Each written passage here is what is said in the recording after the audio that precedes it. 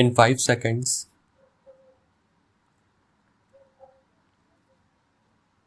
Mr.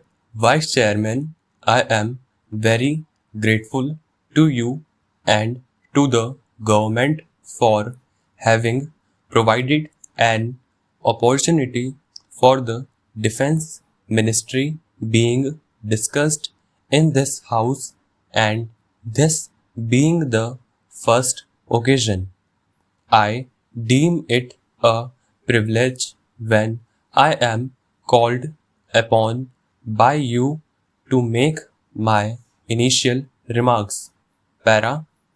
The report on defense has been circulated to the members of the two houses of parliament, and I read it twice over, but I consider that the report on defense to be dull, dreary, and defenseless, and I shall come out with my reasons a little later, but the first thing I would like to impress upon the House is that the foundation for a sound defense policy should be primarily the security of the country. Only if our country is basically and inherently strong and self-reliant can we work out not only on a sound defense policy but also a sound foreign policy. Reliance on our own strength should be the badge of our pride. It has been accepted not only in this country but throughout the history in all the democratic countries of the world that there has been a close tie-up and interlinking between the defense and foreign policies of the democratic countries. This has been an accepted maxim or principle which the democratic nations have followed in the past and are following even today.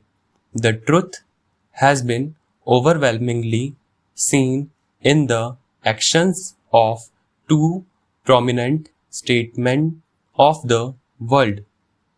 I would very much like the government of India to make a happy blending, a useful blending of the defense and foreign policies of our country, and at the same time see that our country is made strong and self-reliant.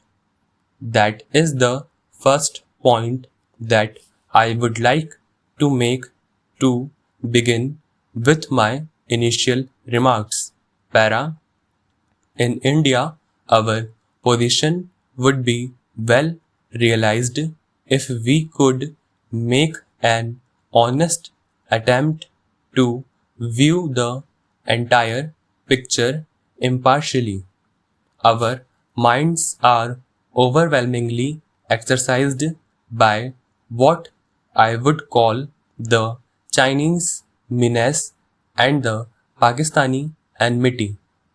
While it is necessary for our country to be prepared to meet the external aggression from whichever quarters it might come, it is a moot point, and I make a very humble submission in this direction, whether we should surpass our equal all the others in the matter of space and nuclear development. I shall deal with this subject at a little length, but you will pardon me if I say that today This has achieved what I would call a radical turn in one quarter and a conservative turn in the other. At the moment, the launching of the Chinese satellite, that too following the nuclear explosions in China, has raised a fear in this country that this is directed against India, and a very legitimate fear it is. We should draw a distinction here and now between the know-how of space research and nuclear explosions and the need to build up deterrent forces based on these. Stop.